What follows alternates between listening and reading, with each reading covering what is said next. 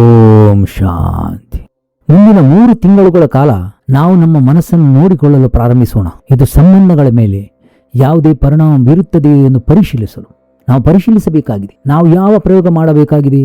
ಏಕೆಂದರೆ ಬಾಹ್ಯವಾಗಿ ನಾವು ಅನೇಕ ರೀತಿಯಲ್ಲಿ ಪ್ರಯೋಗಗಳನ್ನು ಮಾಡಿದ್ದೇವೆ, ಅಲ್ಲದೆ ಜನರಿಗಾಗಿ ಸಾಕಷ್ಟು ಕೆಲಸ ಮಾಡಿದ್ದೇವೆ. ಆದರೂ ನಮ್ಮ ಸಂಬಂಧ ಹಳಸಾಗಿದೆ. ಆದ್ದರಿಂದ ಈಗ ಮತ್ತೊಂದು ಪ್ರಯೋಗವನ್ನು ಮಾಡೋಣ. ನಾವು ಈಗ ನಮಗಾಗಿ ಸ್ವಲ್ಪ ಕೆಲಸ ಮಾಡೋಣ ಮತ್ತು ಅದು ನಮ್ಮ ಸಂಬಂಧಗಳ ಮೇಲೆ ಯಾವುದೇ ಪರಿಣಾಮ ಬೀರುತ್ತದೆಯೇ ಎಂದು ಪರಿಶೀಲಿಸಿ. ಆದ್ದರಿಂದ ನಾವು ತಿಂಗಳುಗಟ್ಟಲೆ ನಮ್ಮ ಮನಸ್ಸನ್ನು ನೋಡಿಕೊಳ್ಳಲು ಪ್ರಾರಂಭಿಸುತ್ತೇವೆ. ಇದರ ಅರ್ಥವೇನು?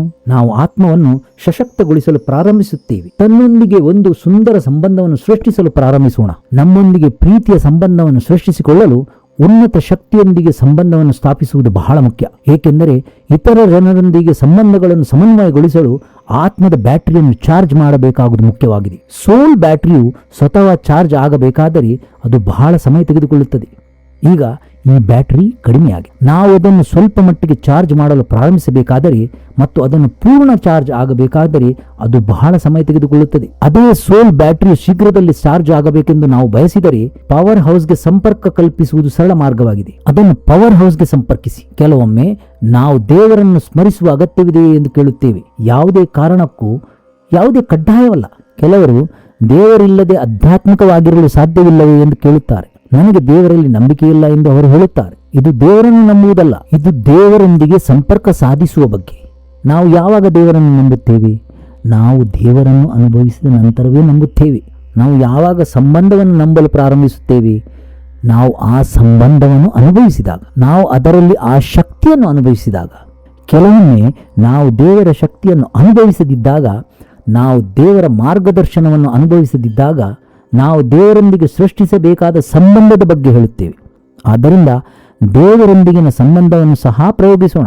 ಏಕೆಂದರೆ ನಾವು ಆ ಪವರ್ ಹೌಸ್ನೊಂದಿಗೆ ಸಂಬಂಧವನ್ನು ಹೊಂದಿರುವಾಗ ನಾವು ದೇವರ ಶಕ್ತಿ ಮತ್ತು ಆಶೀರ್ವಾದವನ್ನು ಪಡೆಯುತ್ತಿದ್ದೇವೆ. ದೇವರ ಶಕ್ತಿ, ದೇವರ ಶಾಂತಿ, ದೇವರ ಆಶೀರ್ವಾದ, ದೇವರ ಬುದ್ಧಿವಂತಿಕೆಯನ್ನು ನನ್ನ ಆತ್ಮವು ಪಡೆಯಬೇಕಾಗಿದೆ. ನಾವು ಅದನ್ನು ಸ್ವೀಕರಿಸಬೇಕಾಗಿದೆ. ಏಕೆಂದರೆ ಬ್ಯಾಟರಿ ಪವರ್ ಹೌಸ್ಗೆ ಶಕ್ತಿಯನ್ನು ನೀಡುವುದಿಲ್ಲ. ಒಂದು ಬ್ಯಾಟರಿಯು ಮತ್ತೊಂದು ಬ್ಯಾಟರಿಯನ್ನು ನೀಡುತ್ತದೆ, ಅಥವಾ ಬ್ಯಾಟರಿ ಮತ್ತೊಂದು ಬ್ಯಾಟರಿಯಿಂದ ತೆಗೆದುಕೊಳ್ಳುತ್ತದೆ. ಆದರೆ ಬ್ಯಾಟರಿ ಪವರ್ ಹೌಸ್ಗೆ ನೀಡಲು ಸಾಧ್ಯವಿಲ್ಲ. ಬ್ಯಾಟರಿ ಪವರ್ ಹೌಸ್ನಿಂದ ತೆಗೆದುಕೊಳ್ಳುತ್ತದೆ. ಶಾಂತಿಯ ಸಾಗರವಾಗಿರುವ ಸರ್ವಶಕ್ತ ದೇವರು ಪ್ರೀತಿಯ ಸಾಗರ ಆದದ್ದರಿಂದ ನಾವು ಎಂದಾದರೂ ಭಾವಿಸಿದರೆ ನನಗೆ ಪ್ರೀತಿ ಬೇಕು, ನಾನು ಎಷ್ಟು ಸಮಯದವರೆಗೆ ಪ್ರೀತಿಯನ್ನು ನೀಡುತ್ತಲೇ ಇರಲು ಸಾಧ್ಯ? ನಾವು ಪ್ರೀತಿಯನ್ನು ಇಲ್ಲಿಗೆ ಕೊಂಡೊಯ್ಯಬೇಕು. ಪ್ರೀತಿಯ ಸಾಗರದಿಂದ ದೇವರು. ಇದು ಯಾವಾಗಲೂ ನೆನಪಿಟ್ಟುಕೊಳ್ಳಬೇಕಾದ ಮತ್ತೊಂದು ಸಮೀಕರಣವಾಗಿದೆ. ನನಗೆ ಏನಾದರೂ ಬೇಕಾಗಿದ್ದರೆ ನಾವೆಲ್ಲರೂ ಅವುಗಳನ್ನು ಬಯಸುತ್ತೇವೆ. ಏಕೆಂದರೆ ನಮಗೆ ಯಾವುದೇ ಅವಶ್ಯಕತೆಗಳಿಲ್ಲದಿದ್ದರೆ ಆ ಬ್ಯಾಟರಿಯನ್ನು 100% ಚಾರ್ಜ್ ಮಾಡಲಾಗುತ್ತಿತ್ತು. ಆದ್ದರಿಂದ ಈಗ ಅದನ್ನು 100% ಚಾರ್ಜ್ ಮಾಡಲು ನಮಗೆ ಶಕ್ತಿಯ ಅಗತ್ಯವಿದೆ. ಆದರೆ ನಮಗೆ ಯಾರು ಬೇಕು? ನಾವು ಅದನ್ನು ಮತ್ತೊಂದು ಡಿಸ್ಚಾರ್ಜ್ ಮಾಡಲಾಗದ ಬ್ಯಾಟರಿಯಿಂದ ಬಯಸುವುದಿಲ್ಲ.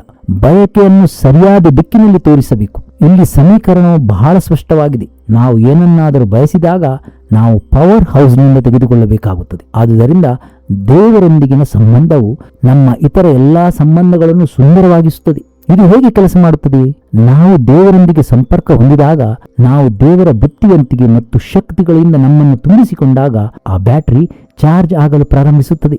ಈ ಬ್ಯಾಟರಿಯು ಮೊದಲ ದಿನದಿಂದ ಚಾರ್ಜ್ ಆಗಲು ಪ್ರಾರಂಭಿಸಿದಾಗ, ಮೊದಲ ದಿನದಿಂದಲೇ ಅದನ್ನು ಅನುಭವಿಸಲು ನಮಗೆ ವರ್ಷಗಳ ಅಗತ್ಯವಿಲ್ಲ. ಕೊಡಲು, ಹೆಚ್ಚಿಸಲು ಪ್ರಾರಂಭಿಸುವ ನಮ್ಮ ಸಾಮರ್ಥ್ಯ, ನಮ್ಮ ನೀಡುವ ಸಾಮರ್ಥ್ಯ ಹೆಚ್ಚಾಗಲು ಪ್ರಾರಂಭಿಸಿದಾಗ ನಾವು ಸ್ವೀಕಾರವನ್ನು ಬೆಳೆಸಿಕೊಳ್ಳುತ್ತೇವೆ. ಆದ್ದರಿಂದ ನಮ್ಮ ನಿರೀಕ್ಷೆಗಳು ಕಡಿಮೆಯಾಗುತ್ತವೆ.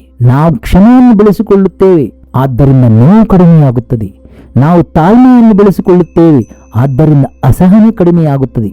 ನಾವು ಪ್ರೀತಿಯನ್ನು ಬೆಳೆಸಿಕೊಳ್ಳುತ್ತೇವೆ, ಆದ್ದರಿಂದ ಕೋಪ ಕಮ್ಮಿಯಾಗುತ್ತದೆ. ಇದೆಲ್ಲವೂ ಬದಲಾಗಲು ಪ್ರಾರಂಭವಾಗುತ್ತದೆ. ನಾವು ತಿಳುವಳಿಕೆಯನ್ನು ಬೆಳೆಸಿಕೊಳ್ಳುತ್ತೇವೆ, ಆದ್ದರಿಂದ ತಪ್ಪು ತಿಳುವಳಿಕೆ ಕಡಿಮೆಯಾಗುತ್ತದೆ. ಇದೆಲ್ಲವೂ ಬದಲಾಗಲು ಪ್ರಾರಂಭವಾಗುತ್ತದೆ. ಏಕೆಂದರೆ ಇಲ್ಲಿ ಬ್ಯಾಟರಿ ಚಾರ್ಜ್ ಆಗಲು ಪ್ರಾರಂಭಿಸಿದೆ. ಬ್ಯಾಟರಿ ಚಾರ್ಜ್ ಆಗಲು ಪ್ರಾರಂಭಿಸಿದಾಗ ಸಂಬಂಧಗಳು ಬದಲಾಗಲಾರಂಭಿಸಿದವು. ಮತ್ತು ಅತ್ಯಂತ ಮುಖ್ಯವಾದದ್ದು ವಿಮರ್ಶಾತ್ಮಕ ಮತ್ತು ನಿರ್ಣಾಯಕವಾಗಿರುವ ನಮ್ಮ ಸಂಸ್ಕಾರಗಳು. ಅಂದರೆ ನಾವು ಜನರ ದೌರ್ಬಲ್ಯಗಳ ಮೇಲೆ ಕೇಂದ್ರೀಕರಿಸುತ್ತೇವೆ. ಜನರು ನಮಗಾಗಿ ಮಾಡದ ವಿಷಯಗಳ ಮೇಲೆ ನಾವು ಗಮನ ಹರಿಸುತ್ತೇವೆ. ಅವರು ಈ ರೀತಿ ಇರಬೇಕಾಗಿತ್ತು, ಹಾಗೆ ಅಲ್ಲ, ನಮ್ಮ ಉದ್ದೇಶ ಚೆನ್ನಾಗಿತ್ತು, ಅವರು ಬದಲಾಗಬೇಕು. ಆದರೆ ಶಕ್ತಿಯು ನಿರ್ಣಯದ ಶಕ್ತಿಯಾಗಿತ್ತು. ಈಗ ಅದು ಸಹ ಕಡಿಮೆಯಾಗುತ್ತದೆ ಮತ್ತು ಆಶೀರ್ವಾದದ ಶಕ್ತಿಯಿಂದ ಬದಲಾಯಿಸಲ್ಪಡುತ್ತದೆ. ನಾವು ತೀರ್ಪು ನೀಡುವುದಿಲ್ಲ, ಆದರೆ ಆಶೀರ್ವಾದ ನೀಡುತ್ತೇವೆ. ಯಾರಾದರೂ ಹಾಗೆ ಇರಬೇಕೆಂದು ನಾವು ಹೇಳಿದಾಗ ಹಾಗೆ ಮಾಡಿ, ಹಾಗೆ ಮಾತನಾಡಿ, ಇದು ನಿರಾಕರಣೆಯ ಶಕ್ತಿಯಾಗಿದೆ. ನಿರಾಕರಣೆ ಎಂದರೆ ನನ್ನ ಪ್ರಕಾರ ನೀವು ಈಗ ಇರುವ ರೀತಿ ಸರಿಯಾಗಿಲ್ಲ, ಆದ್ದರಿಂದ ನೀವು ಬದಲಾಗಬೇಕಾಗುತ್ತದೆ. ಇದು ನಿಮ್ಮ ಅನುಕೂಲಕ್ಕಾಗಿ, ಆದರೆ ನೀವು ಬದಲಾಗಬೇಕಾಗಿದೆ. ನೀವು ಪರಿಪೂರ್ಣರಲ್ಲ. ಇದು ನಿರಾಕರಣೆಯ ಶಕ್ತಿಯಾಗಿದೆ. ನಾವು ಅದನ್ನು ಹೇಳದಿರಬಹುದು. ದೇವರ ಶಕ್ತಿಗಳ ವಿಷಯದಲ್ಲೂ ಇದು ಸತ್ಯವಾಗಿದೆ. ನಾವು ಪ್ರತಿದಿನ ದೇವರ ಬುದ್ಧಿವಂತಿಕೆಯಿಂದ ತುಂಬಿಸಿಕೊಳ್ಳಬೇಕು. ಇದನ್ನು ನಾವು ಪ್ರತಿದಿನ ಮಾಡಬೇಕು. ಓಂ ಶಾಂತಿ.